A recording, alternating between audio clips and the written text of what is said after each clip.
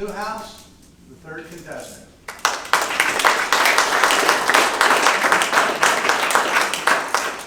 Morning, fellow Toastmasters. Morning, Welcome, guests. It's a pleasure to have you here this morning.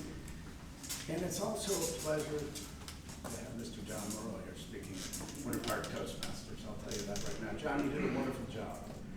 You started things off, and the title set us up for the speech. That's the most important thing. When you use the intro and then use the title to set your speech up. And John did that. Okay? The title, One Good Breath Deserves Another.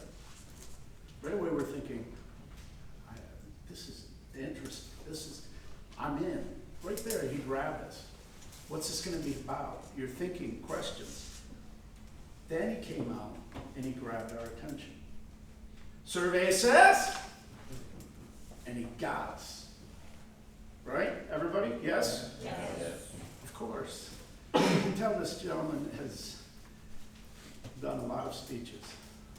It was hard for me to come up with things to talk about other than accolades, John.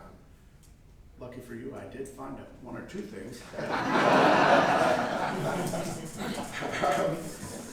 But the open was terrific. Then you started out asking us questions. So he got our attention, and then he asks the audience questions. What does that do? That gets us involved. That keeps us listening and wanting to know more. We want to know the answer. We can't help it subconsciously. Great job, John. I'll give you an example. How many have breathing issues? I'm thinking, well, I kind of do. I'm a sleep apnea, but I don't have anything. You know, you're thinking about it. You're listening. You're drawn in. Then he gave us specific examples throughout his speech about about how to breathe properly, but facing the challenges as a youth. My parents didn't baby me. They put me right out there. They put me in swimming. They made me take a wind instrument, so on and so on and so on. So he set it up. He gave us examples in the middle. And then he talked about how people had helped him. And that, to me, kind of brought it all together. Because now you have an inspirational moment there.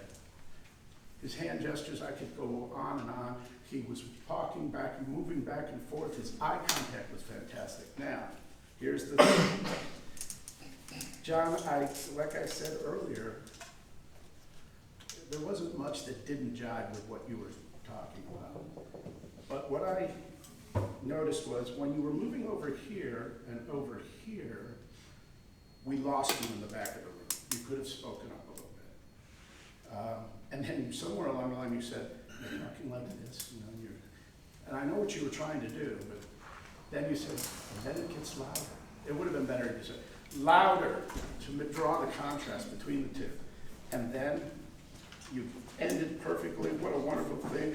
I would have said, I'm living proof one good breath deserves another. End with that. But John, wonderful job.